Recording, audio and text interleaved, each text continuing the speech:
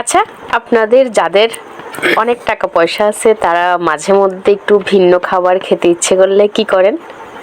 হুম, যাদের অনেক টাকা পয়সা আছে তারা নিশ্চয়ই রেস্টুরেন্টে বাইরে খেতে যান এবং সাথে বেড়াতেও যান। আমরা হয়তো গরিব হতে পারি, কিন্তু আমাদেরও তো মাঝে মাঝে ইচ্ছে করে একটু ভিন্ন স্বাদ পাওয়ার, ভিন্ন কিছু খাওয়ার।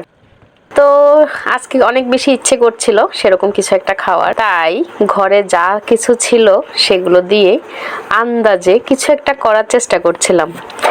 অবশ্য কি হবে জানি না। মিষ্টি কুমড়ো, চাল কুমড়ো, আলু, টমেটো, পেঁয়াজ, রসুন, আদা বাটা, কাঁচামরিচ, শুকনা মরিচ সব কিছু মিলিয়ে একসাথ করে নিয়ে গেছি কিচেন রুমে। নিয়ে চুলার সামনে বসে দেখি তেল নেই ঘরে। তারপর আর কি করা, সাহেবকে ফোন দিলাম তাড়াতাড়ি তেল নিয়ে আসো। তিনি তেল নিয়ে আসলেন। রাত বাজে 11টা। এরপরও কি করা, রান্না করতে বসলাম। রান্না করতে বসে ভাবছিলাম এই যে হজবরল একসাথে নিয়ে নিলাম, ও সাথে আবার কিছু চিংড়ি মাছ নিয়েছিলাম। ঘরের মধ্যে ফ্রিজে কয়েকটা চিংড়ি মাছ ছিল, বুঝতেই পারছেন গরিব মানুষ, রুই কাতলা তো আর থাকবে না, চিংড়ি মাছই থাকবে। তারপর সবকিছু একসাথে কড়াইয়ের মধ্যে ঢেলে দিলাম। ও সাথে আবার একটু ঘি ছিল, কোনো এক সময় কোনো ভিআইপি মেহমান আসছিল, তাদের জন্য একটু ঘির ব্যবস্থা করেছিলাম।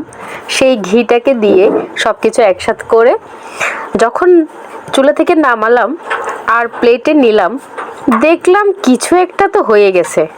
আচ্ছা, আপনারা এটাকে কি বলেন? আমার ভাঙা ঘরে ভাঙা চালা